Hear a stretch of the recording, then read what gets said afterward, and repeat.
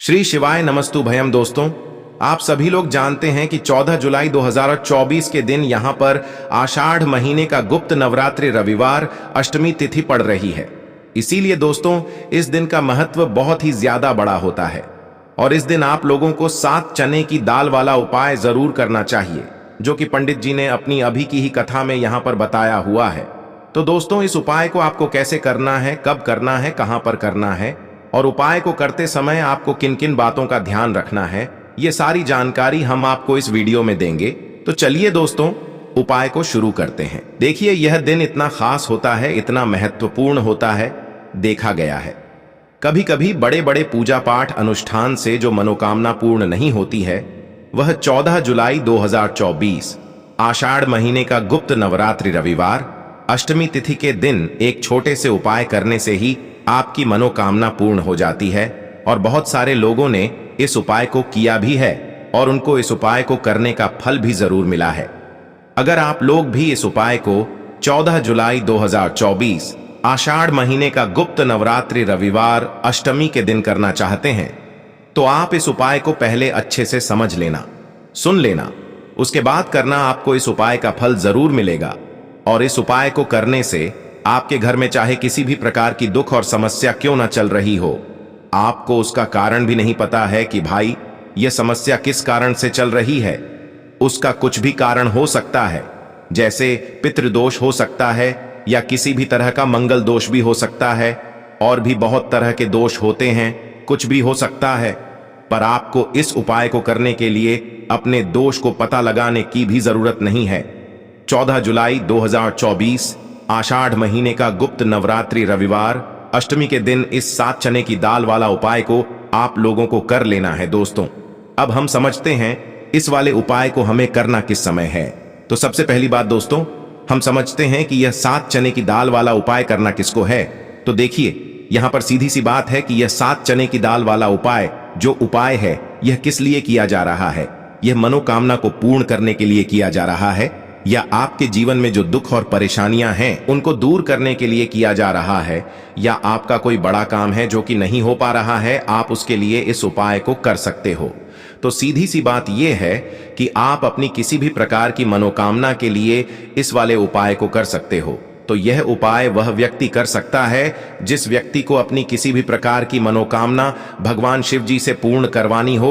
और अगर कोई भी माताएं बहनें जो है अपने घर की सुख और शांति के लिए, घर में धन समृद्धि को बढ़ाने के लिए वाला उपाय करना चाहती हैं, तो घर की जो बड़ी माताएं बहनें होंगी वह इस 7 चने की दाल वाला उपाय को विशेष रूप से करें, क्योंकि माताएं बहनें घर की लक्ष्मी होती हैं और जब घर की लक्ष्मी कोई विशेष उपाय करती है तो उसका फल ही बहुत जल्दी मिल जाता है और बहुत बड़ा होकर मिलता है।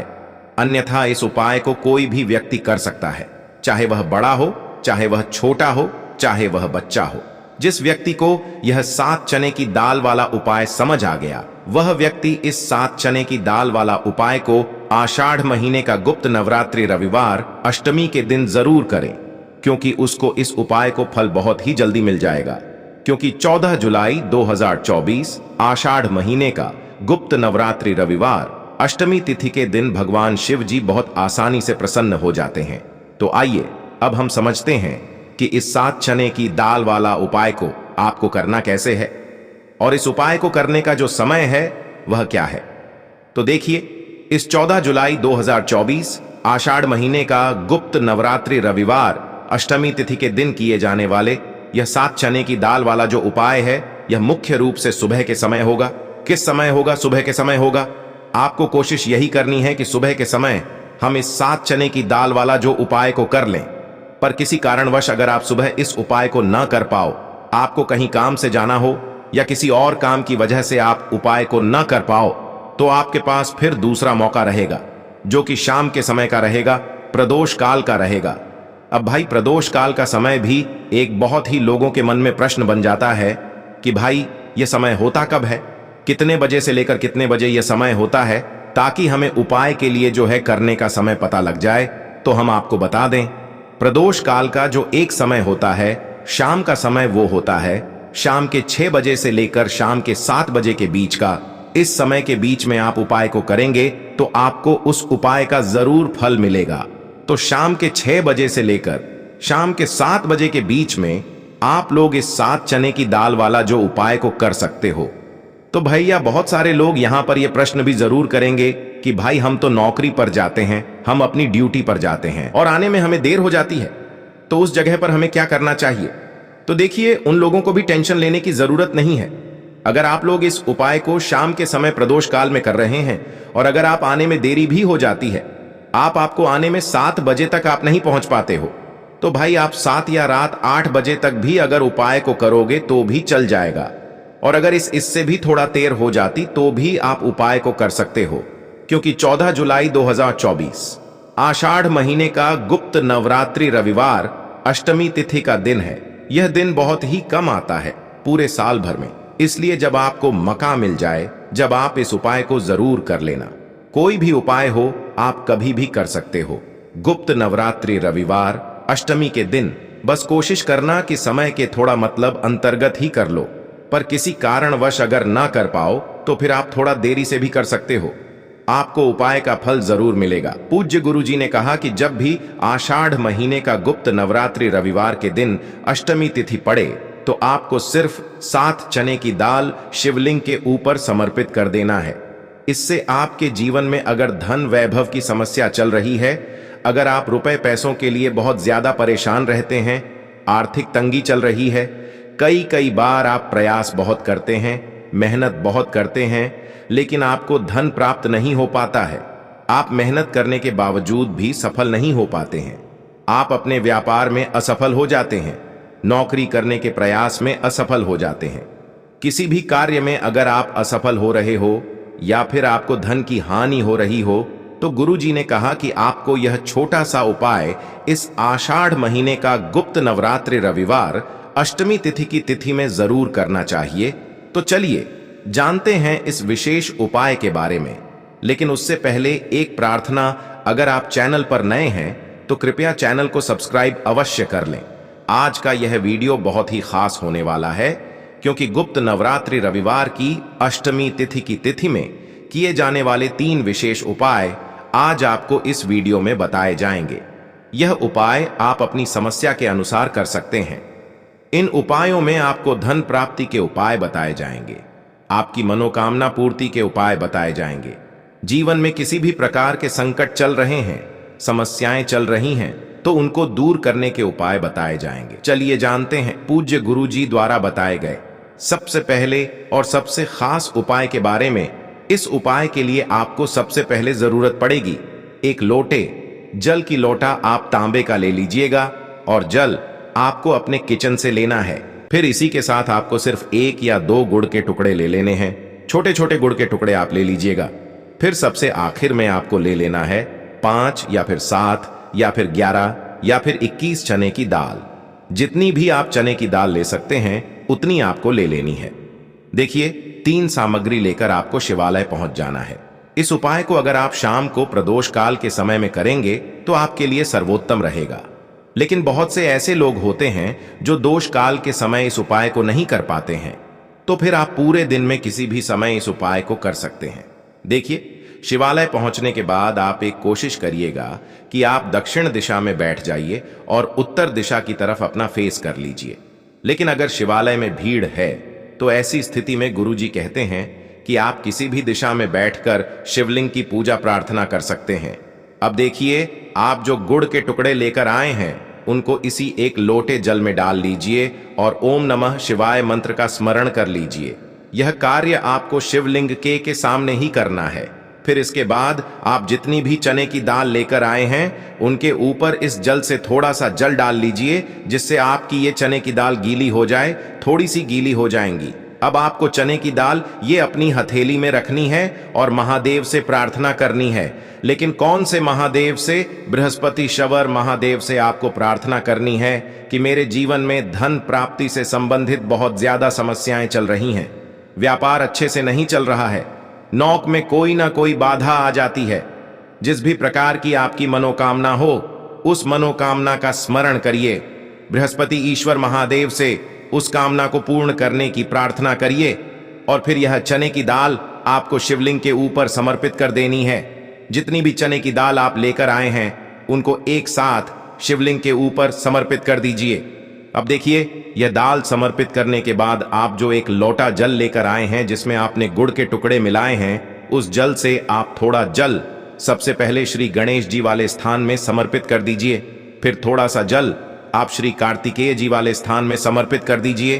फिर थोड़ा सा जल माता अशोक सुंदरी वाले स्थान में समर्पित कर दीजिए और फिर थोड़ा सा जल माता पार्वती के हस्त कमल में समर्पित करते हुए आपको बाकी बचा हुआ पूरा जल शिवलिंग के ऊपर समर्पित करते जाना है और लगातार ओम नमः शिवाय या फिर शिव महापुराण के मूल मंत्र श्री शिवाय नमस्तुभ्यम, इन दोनों में से किसी भी एक मंत्र का लगातार स्मरण करते जाना है। पूज्य गुरु जी ने कहा कि जल आपको बिल्कुल धीरे धीरे समर्पित करना है और समर्पित करते हुए ध्यान रखिएगा कि इस जल के छींटे आपके पैरों के ऊपर ना लगे।